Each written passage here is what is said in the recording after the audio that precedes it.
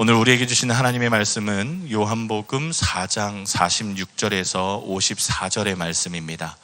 요한복음 4장 46절에서 54절의 말씀, 우리 한 절씩 교독하여 읽겠습니다. 제가 먼저 읽습니다. 예수께서 다시 갈릴리 가나에 이르시니 전에 물로 포도주를 만드신 곳이라. 왕의 신하가 있어 그의 아들이 가버나움에서 병들었더니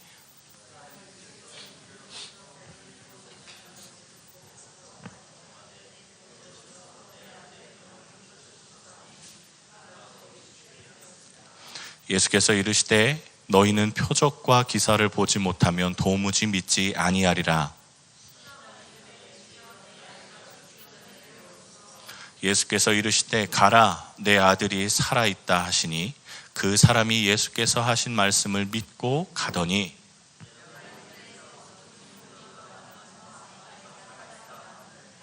그 낫기 시작한 때를 물은즉 어제 7시에 열기가 떨어졌나이다 하는지라.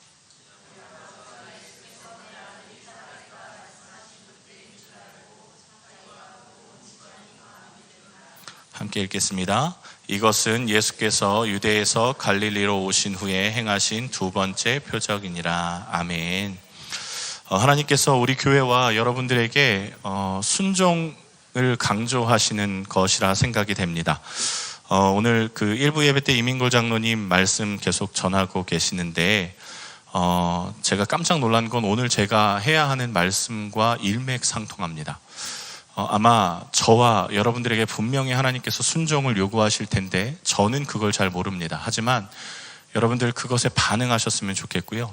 여러분 오늘 그 신혜정 집사님이 오늘 찬양 같이 하셨잖아요. 오늘 고백하셨습니다. 하나님이 그게 이제 저의 순종의 하나의 이제 순종거리라고 여겨지셔서 오늘 순종하신 겁니다. 여러분들도 그런 순종의 일들이 나타나기를 주의 이름으로 축복합니다. 사도 요한은 요한복음 17장 3절에 영생에 대해서 말을 하고 있습니다.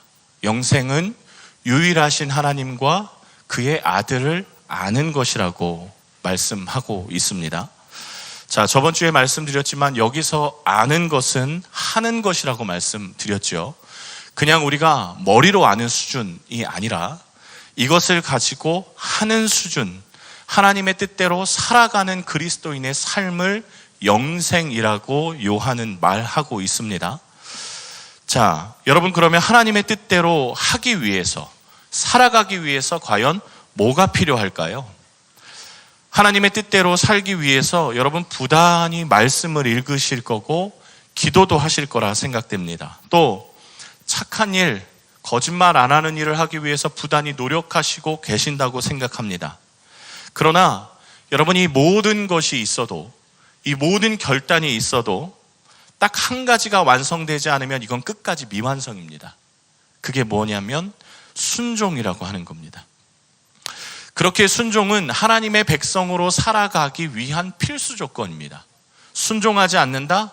이건 하나님의 백성이라고 이야기할 수 없는 것이죠. 순종은 믿음의 증거이기 때문입니다. 그 사람이 믿음의 사람이다, 하나님의 사람이다, 하나님의 백성이다, 하나님의 종이다 라고 여길 수 있는 건 딱 하나, 그 사람의 열매로 알 수 있는데 그건 순종을 통해 열매가 나타나게 됩니다. 순종하는 사람은 하나님을 알고 주님의 뜻을 알고 행하고 살기 위해서 힘씁니다. 믿음 때문이지요. 그렇다면 여러분, 순종의 특징이 무엇일까요? 순종의 특징. 순종을 어떻게 하면 잘할 수 있을까 고민 많이 하실 겁니다. 순종의 특징은 행동이 동반된다는 겁니다. 우리 신집사님이 행동이 동반되어서 오늘 이 앞에 쓰셨습니다.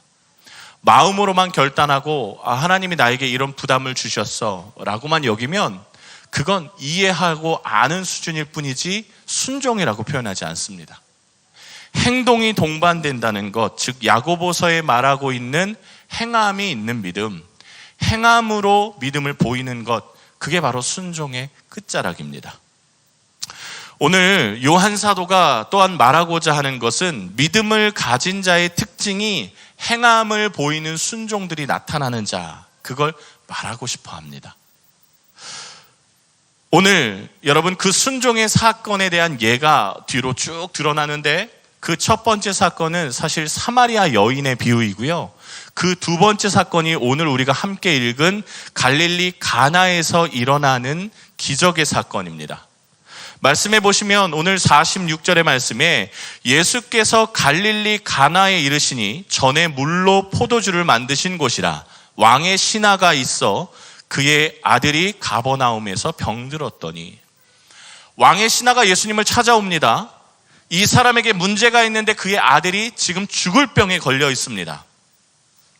이 사람이 예수님께 부탁을 합니다. 47절의 말씀에 보면 그의 부탁은 굉장히 간절하고 선명하다는 것이 느껴집니다. 그가 예수께서 유대로부터 갈릴리로 오셨다는 것을 듣고 가서 청하되 내려오셔서 내 아들의 병을 고쳐주소서. 내 아들이 거의 죽게 됐습니다. 오셔서 고쳐주십시오. 주님, 지금 가나에 계시지 말고 가버나움으로 오셔서 내 아들을 좀 만져주십시오. 내 아들에게 안수기도를 좀 해주십시오. 내 아들이 지금 열병이 걸렸으니 이마에 손을 좀 얹고 얼마나 아픈지 한번 봐주십시오. 그런 부탁을 합니다. 그런데 예수님이 이렇게 말씀하시지요. 50절의 말씀입니다. 우리 함께 읽어봤으면 좋겠습니다. 함께 읽습니다. 예수께서 이르시되 가라 내 아들이 살아있다 하시니 그 사람이 예수께서 하신 말씀을 믿고 가더니 가라 그렇게 말씀하십니다. 여러분 더 웃긴 건 이 사람이 이 말을 듣고 나서 믿음이 생겼다는 겁니다. 그리고 더 기가 막힌 건 이 사람이 집에 돌아가서 자기와 그 온 집안이 다 믿으니라 53절에 말하고 있습니다. 너무 해피엔딩 아닙니까? 예수님께서 건디시니까 병자도 낫고 집안도 다 믿고 너무너무 좋은 말씀입니다. 그럼 여러분 이 말씀에서 주는 메시지가 뭘까요? 예수님이 함께 하시면 병이 난다? 예수님이 동행하시면 능력이 나타난다? 예수님이 말씀만 하시면 능력이 나타난다? 그런 교훈일까요? 오늘 그걸 좀 살펴보고자 합니다. 첫 번째 우리에게 주시는 은혜는, 이 말씀 가운데 주시는 포인트는 가나에서 일어났다는 게 포인트입니다. 갈릴리 가나에서. 여러분, 가나 2주 전에 설명드렸습니다. 가나는요 산동네 시골 동네입니다. 아무도 주목하지 않는 땅입니다. 그런데 이 촌동네에 은혜롭게도 예수님의 기적이 2번이나 나타나는 겁니다. 첫 번째 기적은 요한복음 2장에 나타났던 물로 포도주가 변하는 사건이 첫 번째 기적이요. 두 번째 기적은 오늘 왕의 신하가 예수님을 찾아와서 자녀가 치료받는 이 기적입니다. 재밌는 것은 갈릴리 가나에서 이 사건을 일으키시고 나서 예수님이 어디로 향하셨는지입니다. 어디로 가셨냐면 예루살렘으로 가십니다. 예루살렘 성으로 가세요. 마치 오늘 요한 사도는 지금 갈릴리 가나와 예수님의 그 성전이 있는 예루살렘과 비교하는 듯한 말씀에 배열을 합니다. 가나는 여러분 어떤 곳입니까? 물이 없어서 돌 항아리에다가 겨우 물을 받아서 유대인들이 생명처럼 여기는 장로의 그 법을 지키기 위해서 여러분 노력하는 땅이 가나입니다. 척박하고 사람도 적고 시골 산동네입니다. 근데 여러분 예루살렘은 어떤 땅입니까? 성전도 있지요, 물도 있지요, 성지 중에 성지지요. 종교 지도자, 제사장 수없이 많지요. 레위인뿐만 아니라 수많은 사람들이 와서 제물을 갖다 바치죠. 헌금을 바치죠. 돈이 많고 수많은 사람들이 넘쳐나는 땅이 바로 예루살렘입니다. 누가 봐도 가나보다 예루살렘이 더 좋은 곳이고, 누가 봐도 풍성한 곳이고, 누가 봐도 기적이 일어나야 되는 땅은 예루살렘입니다. 그런데 오늘 이상하게도 예루살렘에서는 기적이 일어나지 않습니다. 아니, 예수님이 예루살렘에서 기적을 일으키시는데 여러분 성경을 잘 보시면 예루살렘 전체가 바뀌거나 가정이 바뀌는 기적이 아니라 그저 한 사람이 바뀌거나 겨우겨우 한 사람이 감사의 인사를 하는 수준으로 멈춰버리는 것을 보실 수 있을 겁니다. 그런데 비주류의 땅, 가나, 그 땅은 모든 사람이 다 잔치에 참여하는 기적의 소용돌이 안에 들어가지요. 사마리아 땅, 사마리아 여인을 통해서 그 마을 전체가 믿는 은혜가 일어납니다. 참 이상하지 않습니까? 이게 무슨 은혜냐? 순종과 이게 무슨 연관이 있느냐? 여러분, 순종이 무엇입니까? 순종이 무엇일까요? 여러분, 지금 3주째 우리 순종에 대해서 계속 말씀을 나누고 일부 예배 때 은혜를 받고 있습니다. 여러분, 순종이 무엇입니까? 순종은 내 주도권을 하나님 앞에 내어드리는 결과입니다. 내 주도권을 하나님 앞에 내어드리는 것, 그 말은 예수님이 주인 되시고 내가 그 주인의 자리에서 내려오는 겁니다. 내가 비주류가 되는 겁니다. 그게 순종의 시작입니다.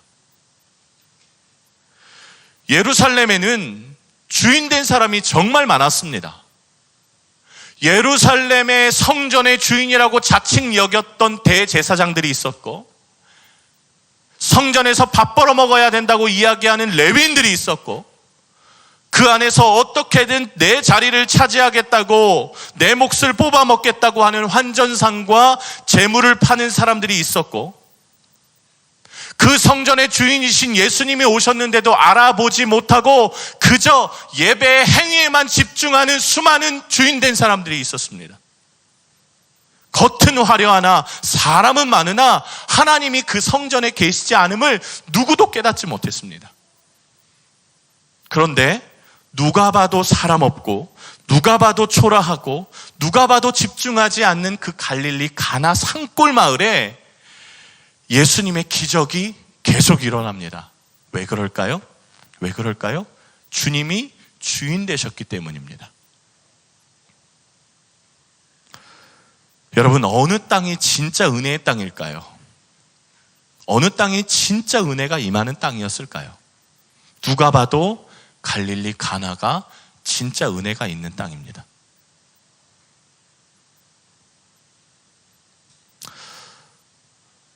여러분, 오늘 순종에 대해서 그리고 이 주도권에 대해서 사실 요한복음의 말씀을 보고 있는데, 이 요한 사도는 정말 할 말이 많은 사람입니다.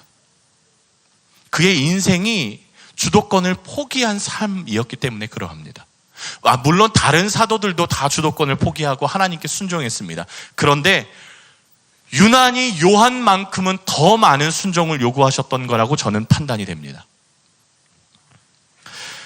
여러분, 오늘 말씀을 기록한 12제자 중 한 사람인 사도 요한, 제자 요한은 비주류의 길을 걷게 되는데, 예수님이 십자가에 달리셨을 때 요한에게 예수님께서 부탁하신 것이 하나 있습니다. 그건 뭐냐면 마리아를 가리키시면서 내 어머니다 라고 말씀합니다. 무슨 뜻이냐? 내가 오늘 죽고 부활하고 40일 있다 승천할 텐데, 이 당시에 여인이 혼자 있는 것은 아무런 경제적인 능력이 없고 곧 그 여인은 살아갈 방법이 없기 때문에 예수님께서 요한에게 부탁을 하는 겁니다. 야, 네 어머니로 여기고 봉양해. 그 말씀을 하셨습니다. 어머니 마리아를 맡아달라는 부탁을 예수님께서 하셨고, 이 말 한마디에 요한은 예수님의 어머니 마리아가 세상 떠날 때까지 어머니로 모시며 봉양합니다. 여러분, 문제는 그가 마리아를 어머니처럼 섬기느라 복음을 전하는 제자의 사역을 하지 못했다는 겁니다. 그가 예수님의 어머니 마리아를 챙기느라 복음을 저 땅끝까지 전하라는 사도행전의 명령을 지키지 못했다는 겁니다. 비참하지 않습니까? 생각컨대 그는 날마다 다른 제자와 자신의 삶을 비교했을 겁니다. 다른 제자들이 막 베드로가 설교했는데 막 수많은 사람이 예수를 믿었다. 마을이 변했다. 귀신이 쫓아졌다. 병자가 살아나고 죽은 자가 살아났다는 소문을 요한은 매일매일 들었을 겁니다. 그럼 어떤 마음이 들었을까요? 나도 저기 있어야 되는데. 나도 저기서 복음 전해야 되는데. 나도 저 기적의 은혜 가운데 주도적인 사람이 돼야 되는데. 여러분, 그렇게 마음에 고민하고 또 고민했을 겁니다. 하지만 요한은요, 마리아 봉양하는 일에 자신의 생을 바칩니다. 완전히 비주류가 됩니다. 완전히 인생의 내리막길을 걷는 것 아니겠습니까? 여러분, 요한에게 욕심이 없었겠습니까? 성경에 요한을 우레의 아들이라고 예수님이 표현하시지 않았습니까? 그의 성격이 아주 천둥 같았습니다. 그가 그런 불뚝불뚝 성격이 안 나타났을까요? 그 뜨거운 복음 앞에 마음이 어찌 가만히 있을 수 있겠습니까? 그러나 요한은 주님의 명령에 붙들리어 그가 노인이 되기까지 순종합니다. 비주류가 된 것이죠. 그리고 그가 노인이 돼서 힘이 없는 순간, 그 순간에 마리아가 돌아갑니다. 이제는 그는 땅끝을 갈 수 있는 육체적인 건강함이 없습니다.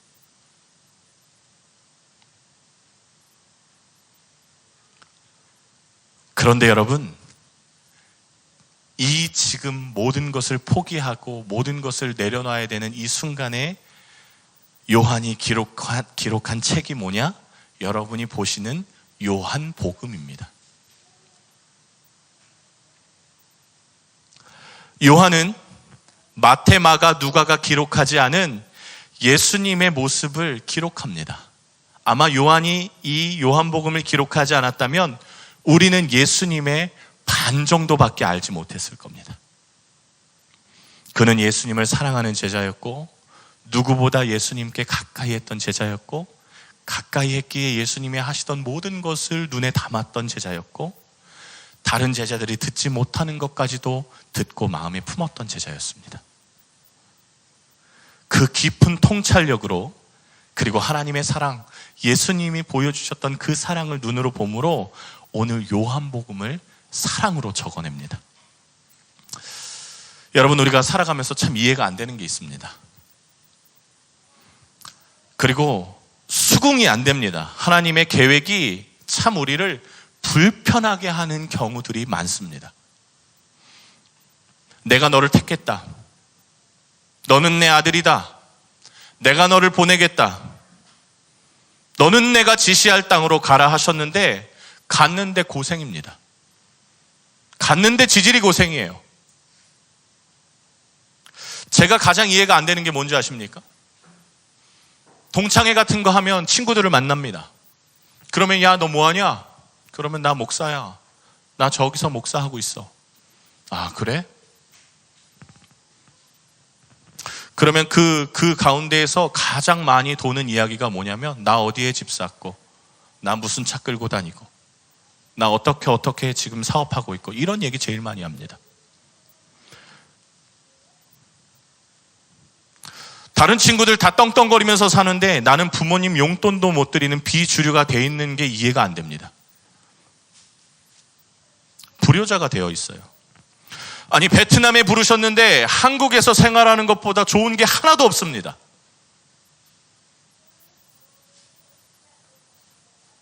딱 이거 아니겠습니까? 가나 산골로 하나님이 부르시는 것 같습니다. 그러나 여러분, 분명히 아셔야 되는 건 예수님의 기적은 어디서 일어나느냐? 비주류에서 일어납니다. 예수님의 능력은 어디서 일어나느냐? 비주류의 땅 산골에서 일어났습니다.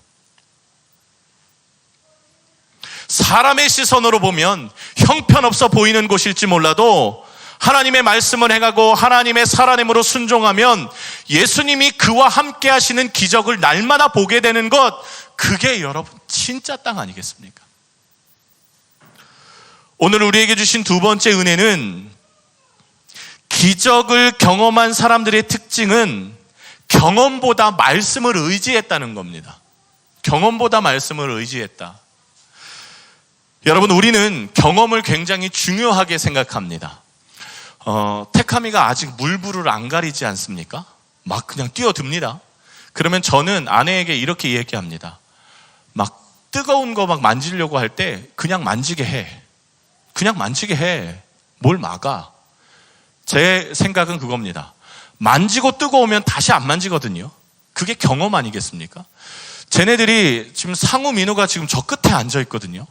저번 주에도 저기 앉아 있다가 제가 계속 질문을 해서 성경 공부를 했습니다. 막 강제 성경 공부를 이 시간에 했죠. 자, 얘들아, 거기 또 앉았네? 그치? 그러면 내가 또 어떻게 해야 될까? 또 내가 너희들만 보면 설교를 하겠지, 지금부터?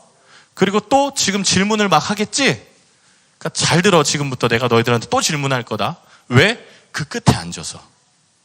다음부터 쟤네들이 저기 또 앉으면 저는 또 저기 보면서 설교를 하고 쟤네한테 질문을 하겠죠. 쟤네한테 경험이 쌓일 겁니다. 아, 앞으로 와야 살겠구나. 경험은 정말 중요합니다. 뭐가 중요하다고 얘들아? 경험. 근데 그 경험을 무시하면 어떻게 되는 줄 알아? 큰 코 다친다고 하는 거야. 봐봐, 이제 지금부터. 자,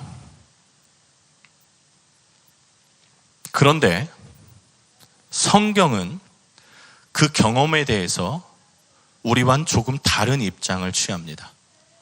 물론 우리는 경험을 지혜를 얻는 좋은 방법이라고 생각하지만 하나님의 말씀보다 경험을 의지하면 불순종이라고 표현합니다.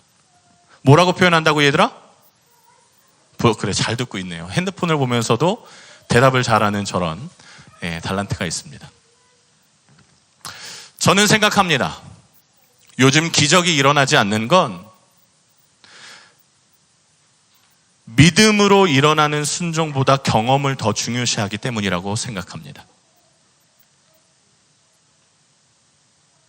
쉽게 말하면 경험이 하나님의 말씀에 순종하려는 마음을 막는 겁니다. 자, 이게 참 중요한 겁니다. 우리가 경험하는 것이 하나님과 기도하고 하나님과 소통하고 하나님께 순종하는 것들을 막는 경우가 분명히 있습니다. 분명히 있습니다. 그거 해봤더니 안 돼. 내가 40일 기도 해봤더니 안 되더라.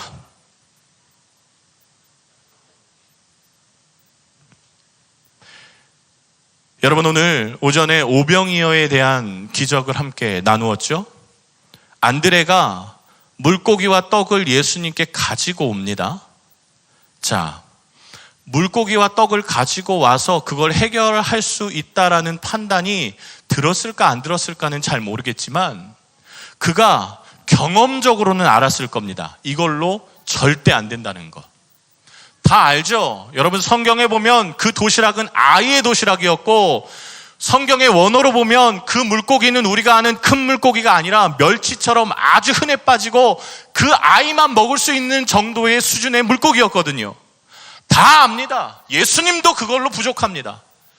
경험으로 압니다. 근데 안드레가 어떻게 합니까? 예수님께 가져갑니다. 경험과 반대되는 일을 합니다. 여러분, 베드로가 어떻게 했습니까? 예수님께서 그래 와봐 라고 하는데 베드로 어부 아니었습니까? 물을 걷는 거 경험적으로 불가능하다는 거 누구보다 잘 압니다. 그는 수없이 빠져봤거든요. 그런데 예수님의 말씀에 순종하여 걸으니 물 위를 걷는 기적을 체험합니다. 경험보다 말씀에 순종했더니 일어나는 기적이었습니다. 여러분, 오늘 말씀을 보십시오. 아들이 열병에서 치유를 받은 경험, 이 경험을 뛰어넘는 순종이 무엇이었을까요? 예수님의 말씀 가운데 왕의 신하의 아들이 죽게 되었을 때 예수님이 이렇게 말씀하셨죠. 가라, 가라. 여러분, 이 말이 이 열병이 걸린 아들을 둔 이 왕의 신하의 입장에서 들으면 사실 폭력입니다. 아니, 살려달라고 좀 내려와서 좀 부탁을 하는 입장에서 가 라고 이야기한다면 여러분, 이 남자에겐 그야말로 상처겠죠. 그런데 참 재밌는 건 성경에 이 왕의 신하가 예수님의 말씀을 듣고 믿음으로 내려갔다라고 기록합니다. 경험을 이긴 믿음이 기적을 일으킵니다. 확신하건대 저는 이 남자가, 이 사람이 등을 돌려 내려가는 순간 예수님께서 기적을 일으키셨다고 확신합니다. 왜냐하면 기적은 믿음의 반응이거든요. 믿음이 없는 기적은 없습니다. 여러분, 오늘 말씀 그 다음에 또 무슨 사건이 나타나냐면 예수님께서 성전으로 가시는데 38년 된 병자를 치유하시는 일이 나타납니다. 예루살렘에 베데스다라는 연못이 있습니다. 전설에 의하면 이 연못이 꼬록꼬록꼬록 하고 움직이면 누구든 먼저 들어가면 병이 낫는다라고 사람들이 생각해서 거기에 몰려 있었다고 합니다. 자, 이거 혹 어떤 사람은 이 물이 온천이라서 치료 효과가 실제로 있었다 이렇게 이야기하시는 분들도 계시던데, 베데스다는 연못이 아니라 여러분 물 저장 창고였습니다. 그러니까 온천도 아니고요, 연못도 아닙니다. 아무것도 아닙니다. 지하실에 있는 물 저장 창고예요. 저수조입니다. 그런데 그 저수조가 움직였다고 사람이 낫는다? 이 샤머니즘이 이 안에 들어가 있거든요. 자, 근데 이 물 저장통에 누워있는 38년 된 병자에게 예수님께서 말씀을 하십니다. 5장 6절의 말씀에 보면 예수께서 그 누운 것을 보시고 병이 벌써 오래된 줄 아시고 이르시되 내가 낫고자 하느냐, 그렇게 말씀하십니다. 그리고 그 8절의 말씀에 넘겨주세요. 함께 읽어보겠습니다. 예수께서 이르시되 일어나 내 자리를 들고 걸어가라 하시니. 여러분, 이 말씀이 우리가 잘 알고 있기 때문에 예수님께서 치료하시는 사건이다라고 이해하지만, 여러분이 병자였다면 저 8절의 말씀이 어떻게 느껴지실까요? 오늘 6절의 말씀에 보면 그의 이 상태를 기록하고 있는데 그가 누운 것을 보시고 라고 기록하고 있죠. 여러분, 물이 움직이면 제일 먼저 뛰어 들어가는 사람이 치유를 받는다는 그 못가에서 누워있다라고 하는 건 뭘 표현할까요? 그의 심경이 포기의 상태라는 것을 말하고 있습니다. 나 못 들어가. 나 못 들어가. 그런데 이 포기가 무려 38년 동안이었다 합니다. 근데 이 포기한 사람에게 예수님이 나타나셔서 한마디 물으시더니 내 자리를 들고 걸어가라, 그렇게 말씀하십니다. 여러분, 이건 이 사람에게 큰 폭력입니다. 병신에게 야, 병신아, 그렇게 얘기한 것과 똑같습니다. 경험 안 해봤을까요? 이 사람이 다리에 힘을 꽉 넣어서 일어날 그런 시도를 안 해봤을까요? 이 사람이 38년 동안 못 일어나는 순간에 자기가 일어나려고 작대기라도 짚고 그런 시도 안 해봤을까요? 100번, 1000번, 10,000번 넘게 했을 겁니다. 그 경험이 있는 사람에게 예수님께서 일어나 내 자리를 들고 걸어가라, 그렇게 말씀하십니다. 그런데 그가 다리에 힘을 주고 일어나 걸어갑니다. 왜 이런 일이 일어날 수 있겠습니까? 경험을 이긴 믿음 때문에 그렇습니다. 여러분, 아마 많이 시도해 보셨을 겁니다. 신앙을 갖기 위한 시도, 또 더 그리스도인답게 살아가려고 하는 시도, 하나님께서 순종을 요청하셔서 그 순종하려고 몸을 부들부들 떨며 몸부림쳤던 시도가 분명히 있으셨을 겁니다. 그리고 대부분 그 시도는 실패로 끝나셨을 수도 있습니다. 하지만 오늘 예수님께서 또 말씀하십니다. 그 경험을 딛고 믿음의 힘을 내라고요. 말씀 정리해 보겠습니다. 여러분, 오늘 요한복음에서 말하는 믿음의 포인트가 뭘까요?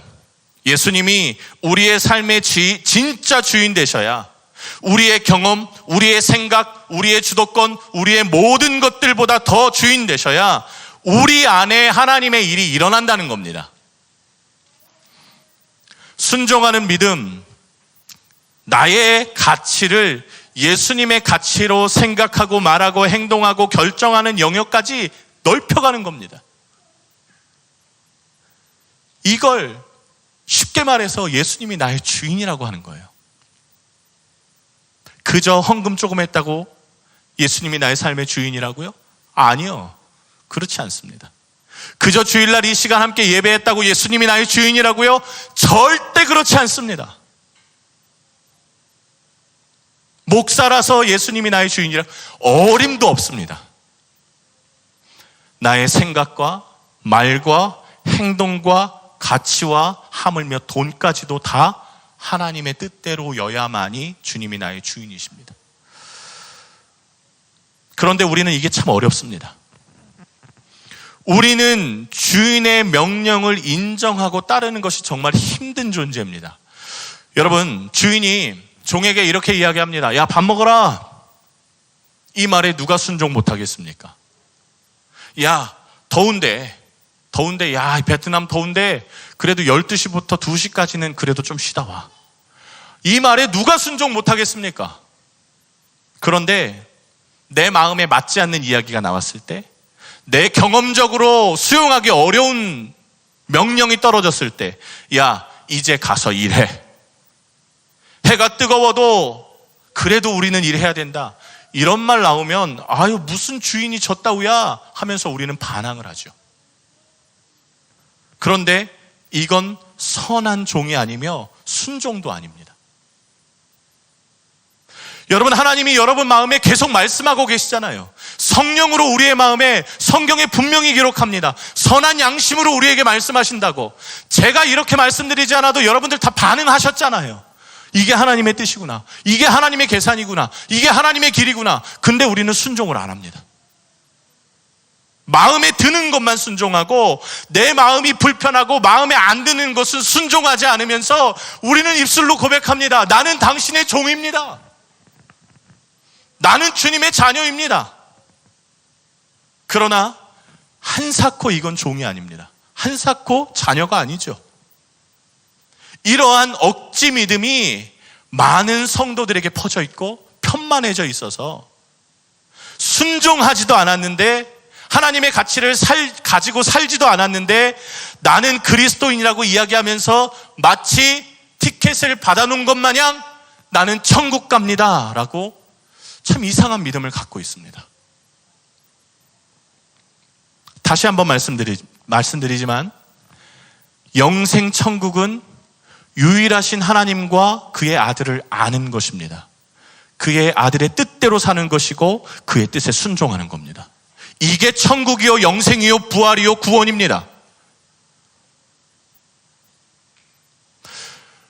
하지만 물론 우리는 이 길을 온전히 갈 수가 없습니다. 다 수용하고 따라갈 수 없어요. 그래서 성경이 이 믿음을 뭐라고 표현했냐면 씨앗이라고 표현했습니다.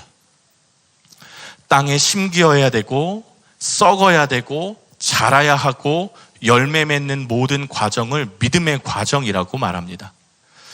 자, 하나님의 가치를 수용하고 경험으로서 분명히 아니지만 믿음으로 그것을 따라가고, 또 따라가면서 어려움도 있지만 안간힘을 써가며 그 과정을 겪고 나서야 열매가 맺어지는 그야말로 기적이 성취되고 믿음 안에 있게 됩니다. 주님도 그걸 아십니다. 그래서 어떤 사람은 5년 만에, 어떤 사람은 10년 만에, 또 어떤 사람은 50년 만에, 또 어떤 사람은 평생을 믿음의 싸움을 싸우고 그 열매를 먹는 사람도 있습니다. 중요한 것은 뭔지 아십니까? 내가 여전히 그 믿음의 싸움을 싸우는 전쟁터에 있어야 한다는 겁니다. 포기하고 뒤돌아서 도망치는 게 아니라 내가 주님의 가치를 가지고 계속 주님을 알아가기 위한 자리에 있어야 하고, 주님이 원하시는 뜻을 수용하고 어렵지만 힘들지만 여전히 주님의 뜻을 내 마음에 받아들이며 싸워가는 일들이 내 안에 계속 있어야 됩니다. 만족함이 있을 수 없죠. 이것이 주님의 뜻이니까 순종해 봐야지 하고 주님의 가치를 계속 따라가는 그 방향에 내가 있느냐, 이것이 진짜 순종의 자세요, 이것이 진짜 신앙 자세 아니겠습니까? 여러분, 축복합니다. 여러분, 믿음의 싸움을 싸우십시오. 믿음의 싸움을 싸우십시오. 어중간하고 어중뛰고 다른 성도들은 이 정도 했는데 라고 만족하지 마십시오. 나는 구원받았으니 이 정도만 한다 라고 여기지 마십시오. 더 치열하게 싸우십시오. 그래서 여러분 좋은 열매를 아버지 하나님께 드리십시오.